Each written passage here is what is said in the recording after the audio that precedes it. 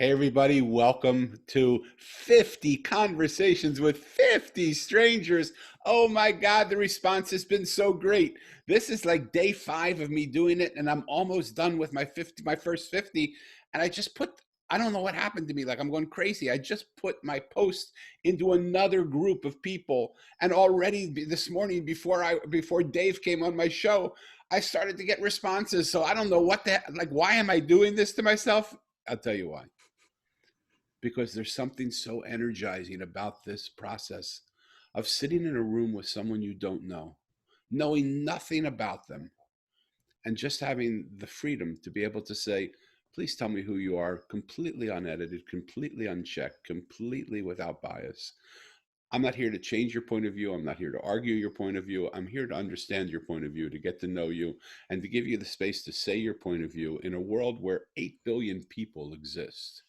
And 8 billion people, all of them, have a desire to be heard and understood. And too often, we don't give that space to people to do that. We don't even listen to the people who are speaking and leading us. Our leaders don't even listen to each other. And so, in a world where that exists, I just didn't like the momentum of what it was creating. And so I thought, what if I just, in my own way, sit down with someone I have no idea who they are and just ask them to share themselves with me? What could be more beautiful than getting to know another human being? So today I have the honor of meeting with you, Dave White. Dave, welcome to 50 Conversations with 50 Strangers. It's definitely an honor. Thank you so much, Danny. I love what you're doing here. I think it's a beautiful thing. I think there's a lot of times when we're getting or talking to people, a lot of times we'll think ahead, like what am I going to say next? And you're not really digging into and giving that person the the process, to actually digest what they're saying to you. And Yeah, it sounds like you've acknowledged that's something that we need to do more of. And it's a beautiful thing. thank you so much. And as you can already see from my introduction, I'm a talker. So for me to learn to listen, even when I had the concept, I said, you picked the wrong guy to be the listening guy because I talk so much. But I actually then listened to my own inner voice.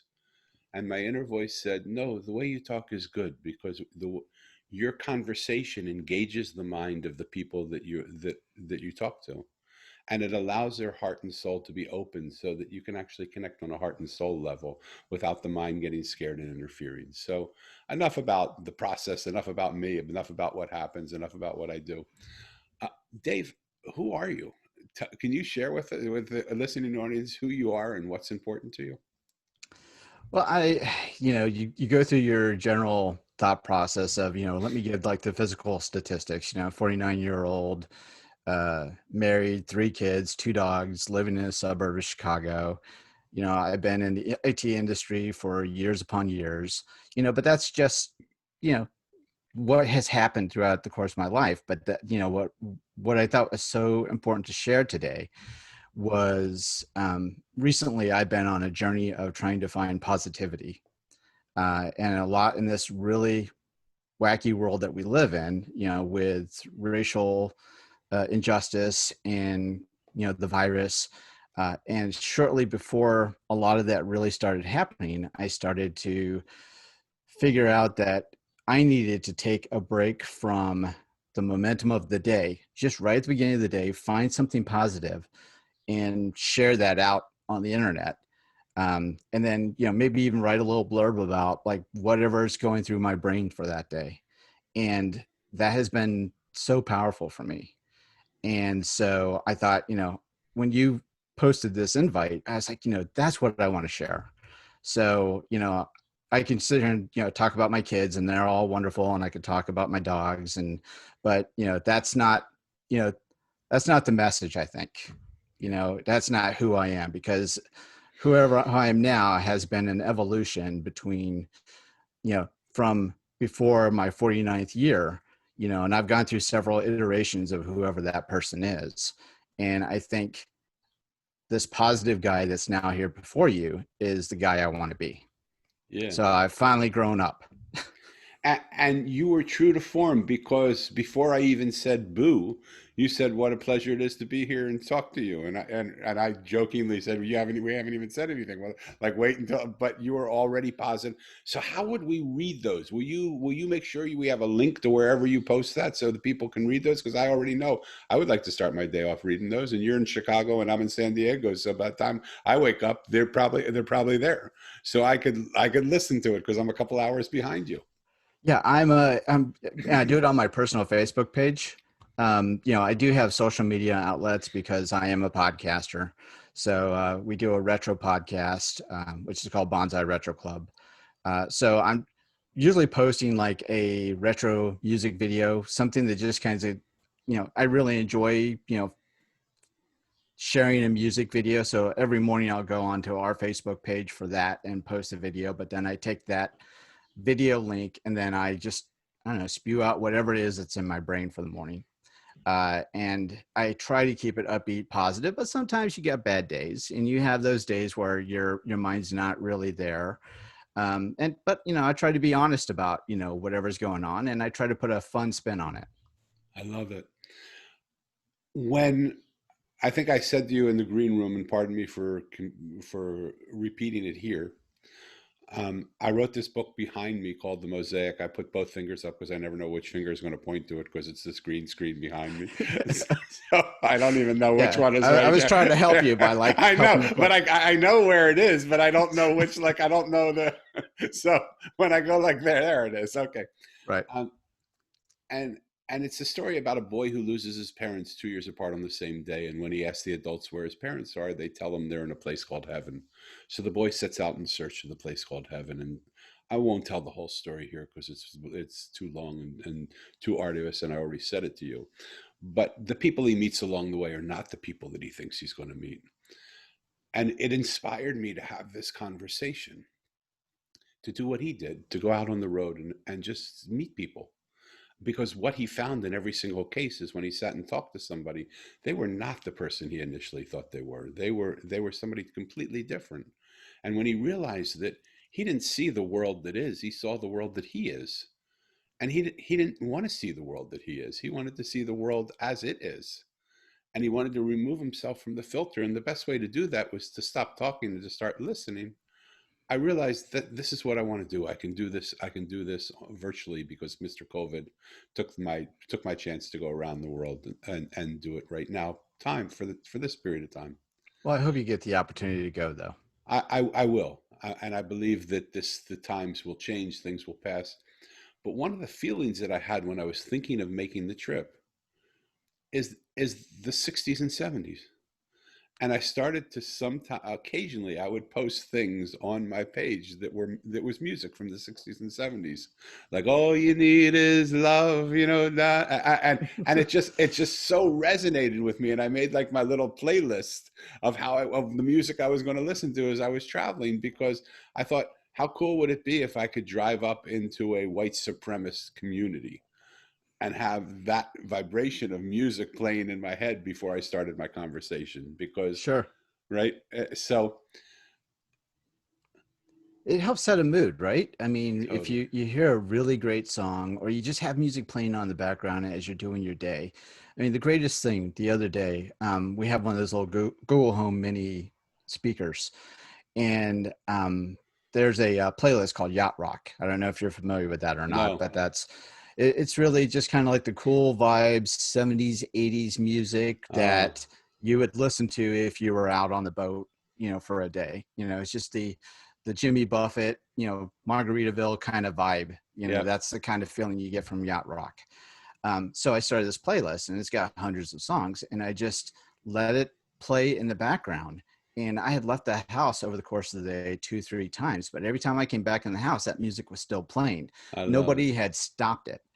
And I was like, that's really wonderful. It's really wonderful to walk into the house and hear that and just kind of get into the right vibe, Yeah, regardless of whatever errand you just ran. You could have went to the store and, something benign, and you could have gotten mad because people are going on the wrong arrows in the stores. But then you get home and you hear, I don't know, Duran Duran or something. And you're like, that's it. I'm, yeah, I'm back in my happy space. yeah. So you already sort of answered the question in one way, but I'm going to ask it to you again. What actually makes you happy?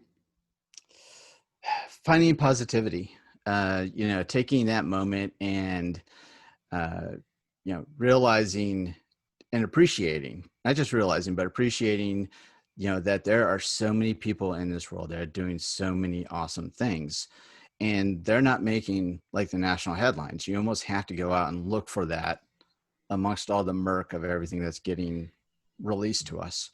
And then once you read those stories, you you realize that the majority of everyone around us is trying to be good, trying to do the right thing. The people that are making the news and the headlines are the ones that are unfortunately, you know, trying to sell newspapers, right? They're the ones that are, trying to get more downloads for the news programs. And, if you just looked at that as your sole source of input, then it bogs you down, it weighs you down. But for me, the happiness is taking that moment and finding that whatever is going on, from somebody trying to put something positive out there. And it could be a simple thing. Like there was one where there was this security guard that was at, I think it was a Walmart. He was holding an umbrella over a dog while it was raining. Oh, And I then love somebody it. posted a picture and shared it. So it's something simple. Just it doesn't have to be, but realizing that there's millions of people out there that's doing stuff like that every day, Yeah. and then acknowledging it, let alone, the greatness that, it is from being, having my family, of course, but, all of that compiled together and recognizing it, that's what makes me happy. Uh, one of the reasons why I love doing the show is Dave, you and I didn't even know each other existed 18 seconds ago, True. right? And then to hear somebody who could say words out of my own mouth eloquently and beautifully that I resonate with so much that I never even knew existed. Um, it really resonates in me how much we're similar, how much we all want the same things. One of the things that I wanted to do on the trip, and one of the things that surprised me actually the most, is I didn't put out a call for a certain type of person to come on the show. I said, people wrote me and said, I'm going to surprise you. I'm going to not be like your other guests. I said, you're welcome. I'd love to have you in the room. And in every single case, we found something that we resonated with, something that we connected with. And in like a mosaic, the reason why I like the title of my book, it's not what the book talks about. But if you look at the artwork of a mosaic, sometimes pieces just connect corner to corner. They don't connect side to side. So it means most of what this piece believes and what most of what this piece believes, they don't agree with. But they just find this little tiny corner that they agree with, and it allows the mosaic to stay whole. In your case, I'm front, side, back. I love everything you're saying, and it's such a nice surprise to meet people who you don't know, who you have so much resonance with, and we're all so alone in this big world that when we come together. So I would really like for your to sort of let people know about the work you're doing so that people can read those stories. I'll repost them. I'll redo stuff on my page too, because who doesn't want to read those stories? Yeah, maybe I should put it someplace that's a little bit more public, than just like my personal Facebook. That's something I've always entertained the notion of. In fact, that's always been kind of my dream job throughout, my life is, to be a writer, but I never executed on that. I just had a certain path that I started going down and it just worked. Yeah. So, be in the IT career. But I've always had that in the back of my brain and said, you know what, if I, suddenly became a millionaire and I could not have to, worry about where money is to pay the bills, then that's what I'm doing. I'm Yeah. writing. You're great because you already anticipate my questions. That's one of my questions. If money were not an object, would you be doing what you're doing, and what would you do? And you sort of pretty much answered what you would be doing. Yep. Yeah, that's it's always been kind of at, back there, as something that I've enjoyed and enjoyed the idea of being. And I probably started and stopped a few little projects of doing something like that, but I never really executed on it. And Not like I yet. said, yeah, not yet. Not yet. You haven't. Never is a long time, but Right. not yet still gives the opportunity for it to happen, right? Right. And it feels like it will. Let's change energy a little bit and go into a little bit of a lightning round. Real quick questions. You can answer long, short. This is your place, okay? So Okay. it doesn't have to be I got fast answers, but the idea is lightning round. Are you a dog person or a cat person? We have dogs, but I've always grown up as a cat person. Wow. My Okay. wife is not a kind of a fan of the idea because I fall behind on the idea of changing the litter box as often as I should. Okay. So, Okay. You know, not about your wife, but just something that came to my mind. They tell this, and it's probably so politically incorrect to say this, but I'm just going to say it because it's just a funny joke. A friend of mine years ago told me if you want to see how much your dog loves you and how much your wife loves you, lock both of them in your trunk for half an hour and come back in half an hour and open up the trunk. You'll see your dog is just so excited to see you, and your wife is like, uh, "What the heck did you do putting me in here?" But uh, that's probably not the right thing to say in the Me Too movement stuff.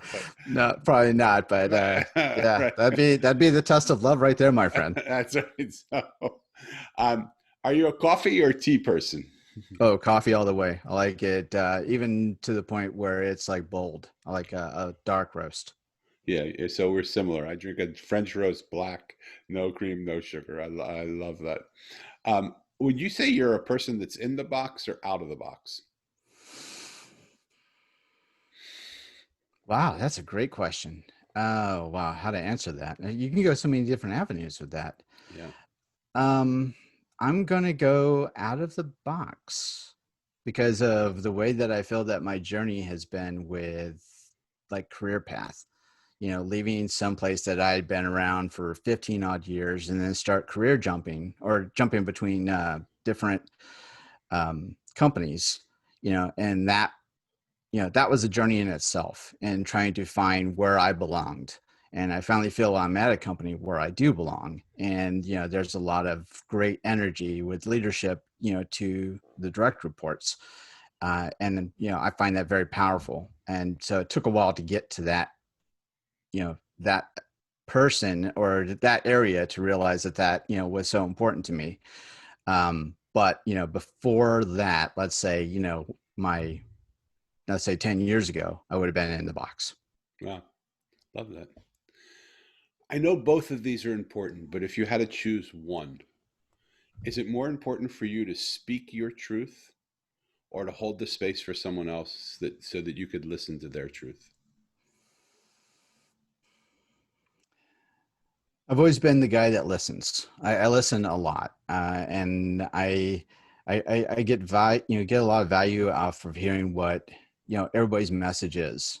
In fact, even in a leadership position at work, I'm surrounded by very smart people, and my success metric has been if I can get out of their way and let them be successful, listen to their ideas, and grab what we can and do with what we can, then we're all better as a team. So for me, it's listening. Fabulous. Uh, and for those of you listening, these are like little nuggets that Dave's just putting in. Like you can stop this and rewind and go back and listen because just if you got nothing more than what he just said right now, and there's been three or four or five of those moments already, just like don't get caught in unconscious listening. Just hear some of the things because these are the nuggets of why I love doing this because Dave's a total stranger to me, but I am listening to him speak, and there's so much in what he's saying that I value and honor. That I want to thank you for just sharing, a little bit about yourself. We're going to keep going, but this isn't the end. This is just the.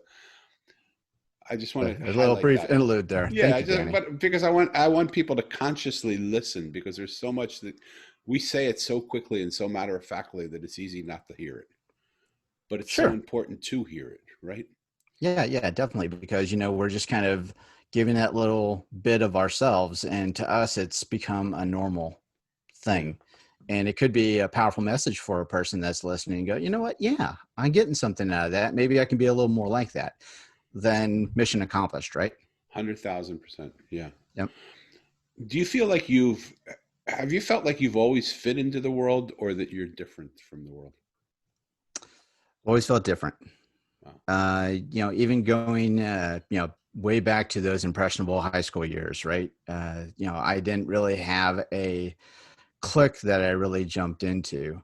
And what I found myself was evolving into the clique of the people that had like part-time jobs because we were all associated because we had that common experience of working at the store, but none of us had the same common interests. So in a way, I kind of found a group, but it felt like we were a group of misfits. Yeah. So in my brain, it was always just I'm this little square peg that's out there, and there's like a whole bunch of little round holes. Yeah. Um, but I don't see that as a bad thing. Not even close.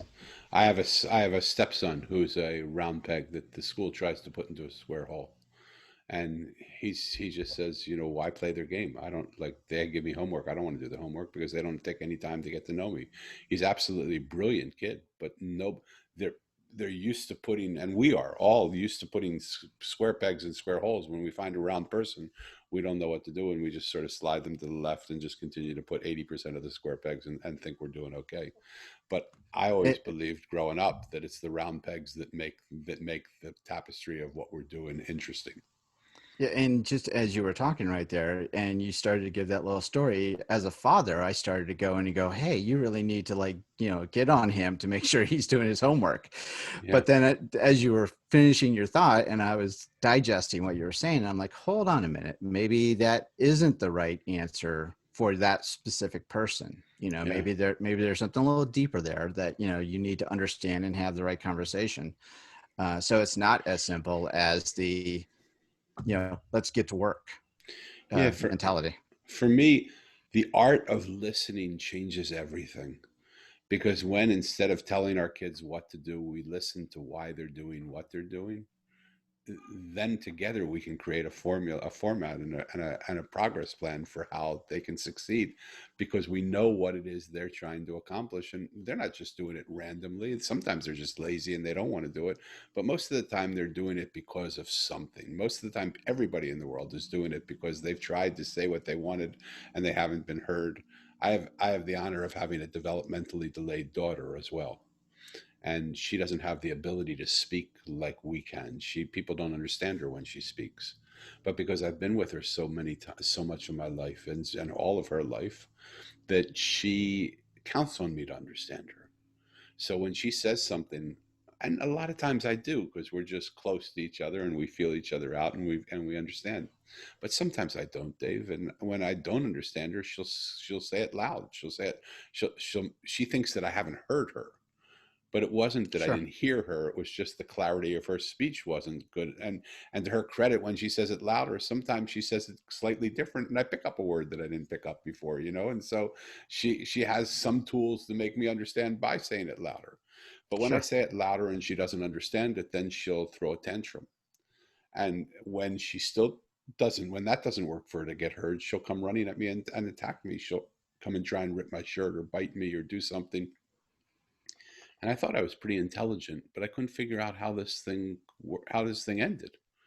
And so it went on for about 15 years until finally, in the midst of my absolute complete um, exhaustion of not knowing what to do, I looked at her in the midst of her rage and I said, "Elisa, I love you and I have no idea what to do with you. I just don't understand your words. I want to. It's not that I don't want to. I'm not trying not to listen to you. I just can't understand what you're saying. Can you try and communicate to me in a way that doesn't use words?"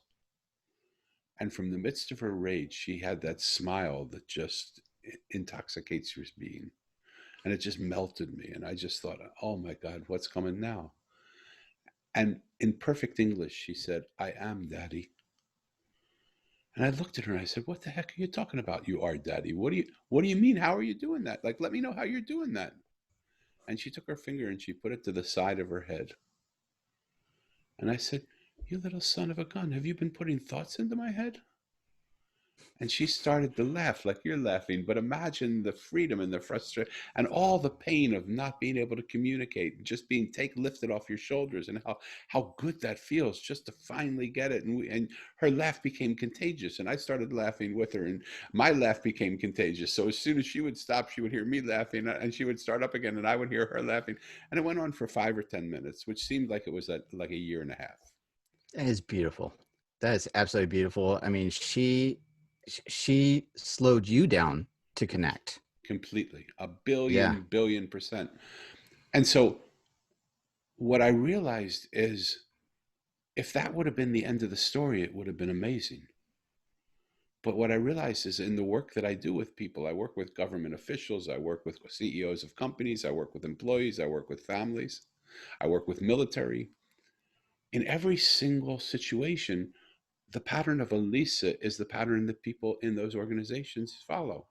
When they speak and they don't get heard, they yell. When they yell and they don't get heard, they create chaos. They try and disrupt and try and make something hard to follow. When the chaos doesn't work, they try and destroy. It could be shooting people in a town square. It could be blowing up a building. It could be ending an initiative. It could be ending a relationship. It could be trying to ruin the reputation of somebody. And the simplest thing to do is just to retrofit it back to just how do we hear what you're saying? So if I hear you, you don't need to yell. If I hear you, you don't need to create chaos. If I hear you, you don't need to destroy. So tell me what it is. Tell me, let's figure out a way that you can actually communicate to me so that I can hear you. Because it's not that I don't want to understand you. I just don't understand you. Right. So that little kid has taught me more than any.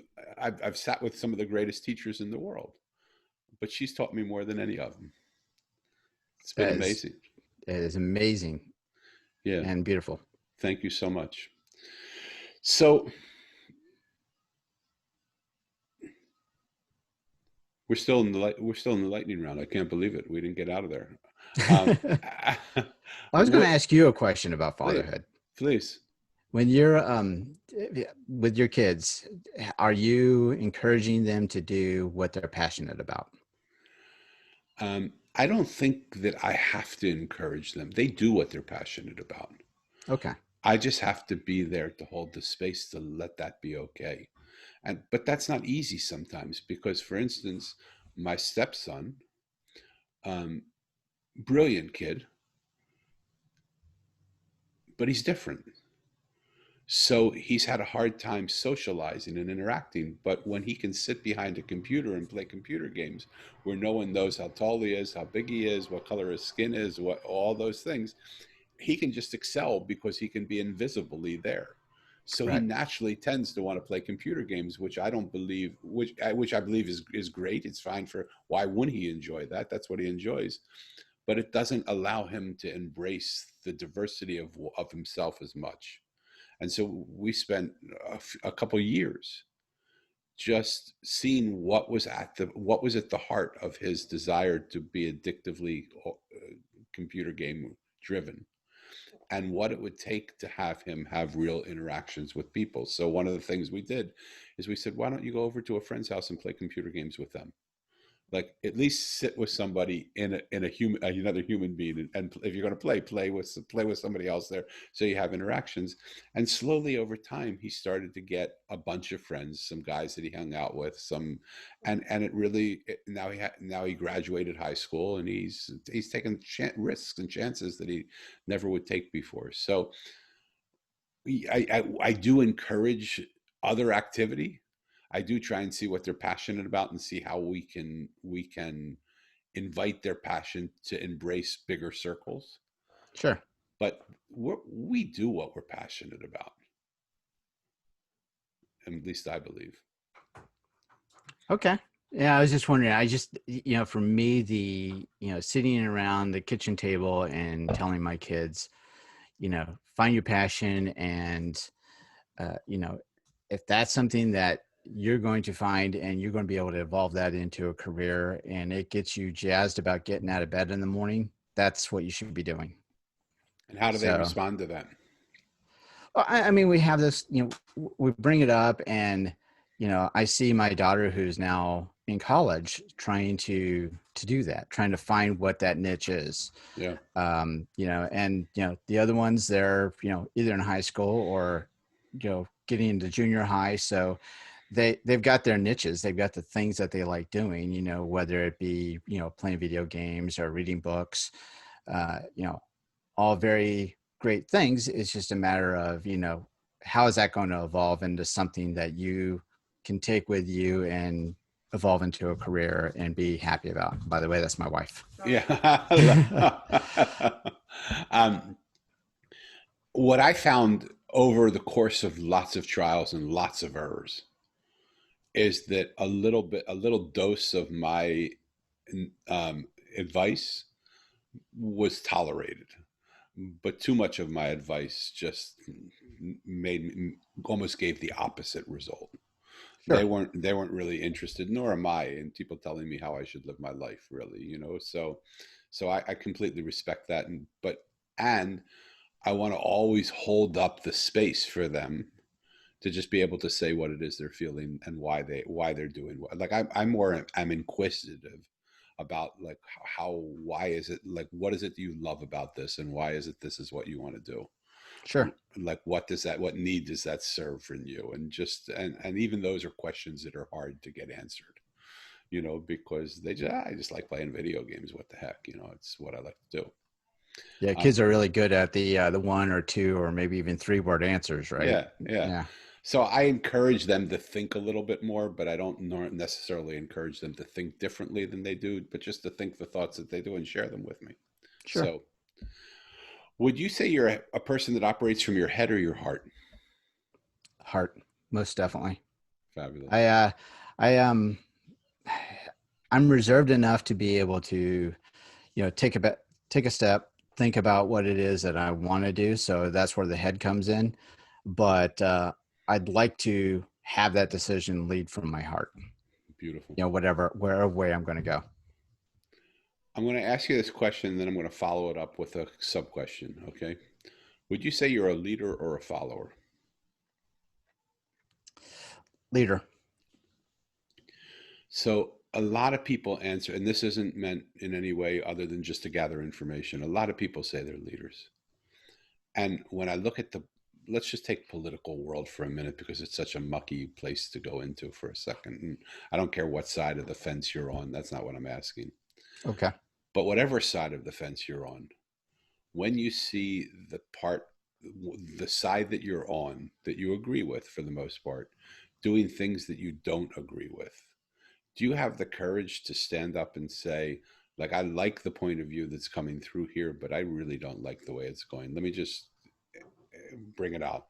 Like, if you're a pro-Trumper, I mean, he's done some amazing things for the country. And he's also done some amazingly terrible things for the country in terms of the offhanded, candid remarks that he makes. But if you look at what he's done, like the economy was pretty good for a while before COVID came, and if you're a Democrat, he's done some terrible things for the country. And you look at what he's done and the way he's done it, and you think, boy, this is like he's made pipelines through Indian properties. And, yeah, the economy is good, but he's basically ridden right over people, and he's taken away some of the human rights. But they don't give him any credit. Like around COVID-19, like he stopped the influx of Chinese people, and he goes back to that because nobody says, yeah, that was a brilliant thing to do. You really did great. The problem is from January 30th until April 1st, you didn't really put too many things in place. And what happened here grew, right? But they don't give him even the little bone to chew on of that was great. Like some of the things you've done are great. What I believe a leader has the ability to do, and I'd love your opinion on it because you are a leader. They have the ability, even in the place where they disagree with the whole movement of the other side, to be able to still say, "These are the things, though, that I really could learn from you. You did a great job here. Like I don't like the way you're doing this. Even I watch CNN. The guy can't cut a break. I mean, there's got to be something good. Like in these conversations that I'm having with people, as different as they are, there's always something that we relate to. And when I watch Fox, the Democrats can't get it. I mean, it's like we're in a civil war, and they have to attack each other just to feel okay about where they are. But Right. there's goodness in both sides, and if we would connect like that mosaic, just find the pieces where we connect, we would, I believe, we would resolve some of those things. So do you feel that you have you could be the leader that stands up to the momentum of the side that you're on? Like, look at the leadership in the government. Very few of our leaders in government can do that, no matter what side they're on. Right. Um, and you picked such an interesting way to illustrate what you were asking, because I heard what your subtext was saying around the positive things that a Donald Trump has done, but based on everything that I know about the man and everything that and I watch CNN, Yeah, so I've got that viewpoint coming into this, right? And I've got my beliefs, and I've got it, and there's a lot of things that you know it's tough for me to get my head around as to what a Donald Trump is like. yeah, So it's hard for me to give a person like him a pass.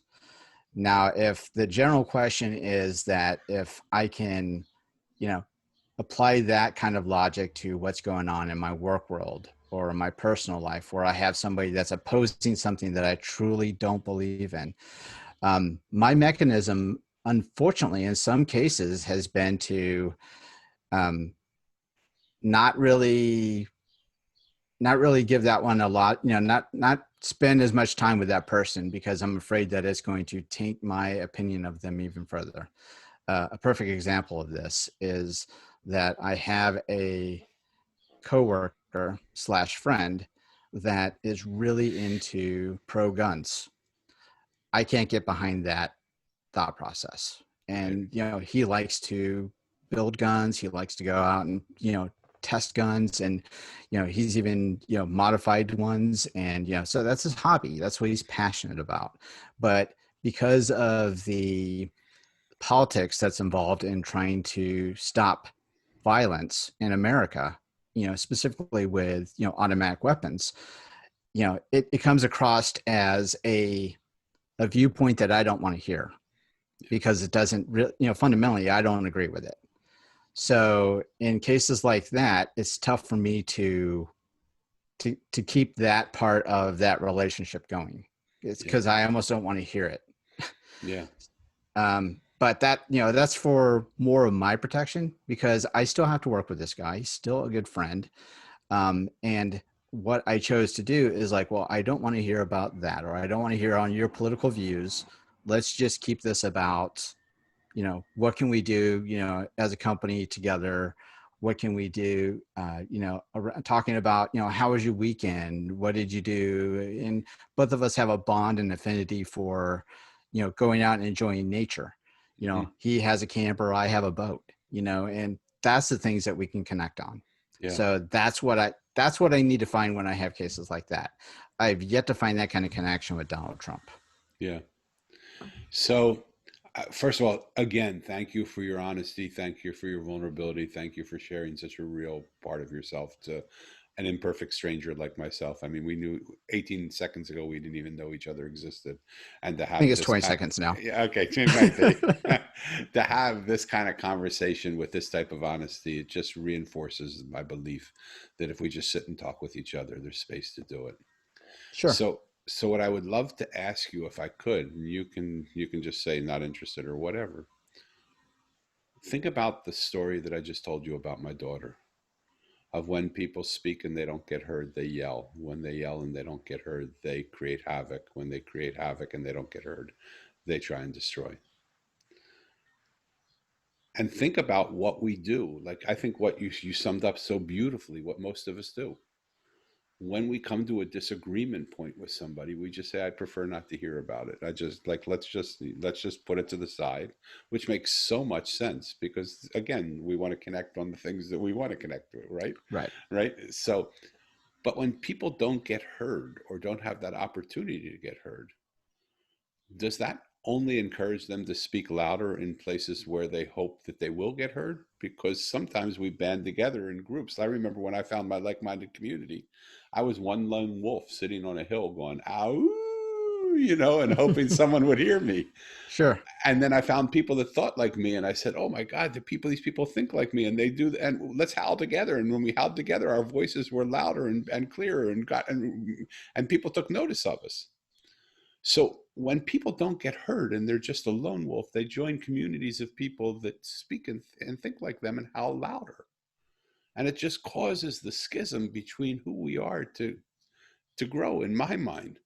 Like, what would happen if we just said to people, "I'm probably not going to agree with you, but that's not what's important. It isn't important whether I agree with you.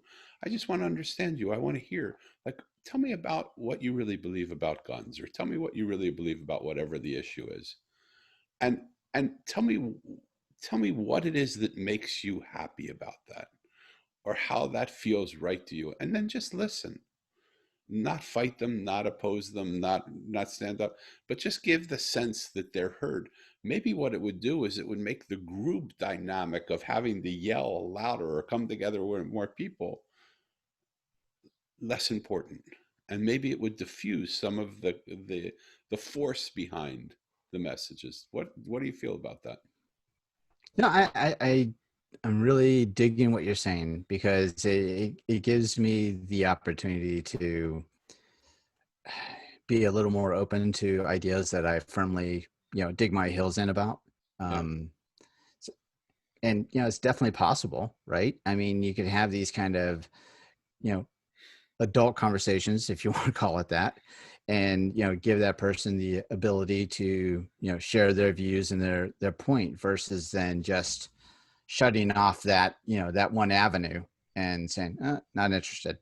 Yeah. So yeah, it's definitely something that I think I can be better at. I love your openness to even consider it. And all of that came from me as a result of this book, of the Mosaic, because what I realized in every single case, the person that I saw in front of me was not at all the person that they were when I took time to just let them have their point of view. And it's a simple little story, but there's so much power in the story. And I that's why I'm so excited about people reading it, not because what do I make on it, a few dollars? It's not that big a deal. But what I like about it is the thought that this possibility that it could change subtly the way we look at the way the world that we see, and we realize that it's nothing is as it seems. Um, Let me ask you this. We hinted at it, but we didn't go into it, and we don't Okay. have too much time to go into it, because we got to end in the next 5 minutes or so. Okay.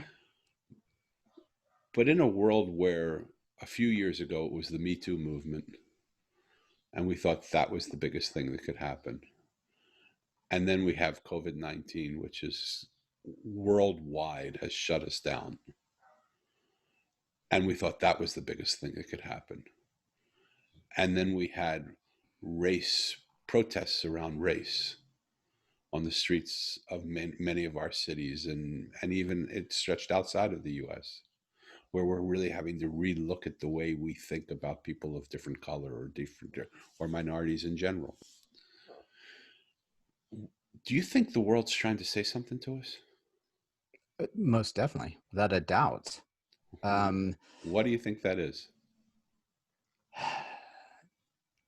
if I knew that, then I think I'd be able to solve the world's problems. I think there's a message, and I think that we're getting too cluttered down about everything that's getting bombarded and shared with us via whatever avenue it is, and we're not taking the moments that we need to what you're saying. Listen, and maybe that's the message. Maybe that's what we need to do, is realize, that stopping, listening, and actually do the common sense things that we always feel that that we say that we should be doing, around cleaning up after yourself, washing your hands, not staying so close to somebody, treating somebody fairly and equally, and mean it, not just say it.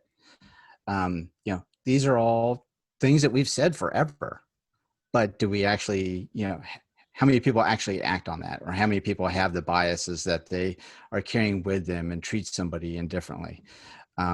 So it's, maybe the message is listen and get back to common sense. Love it. So wipe that clean for a minute.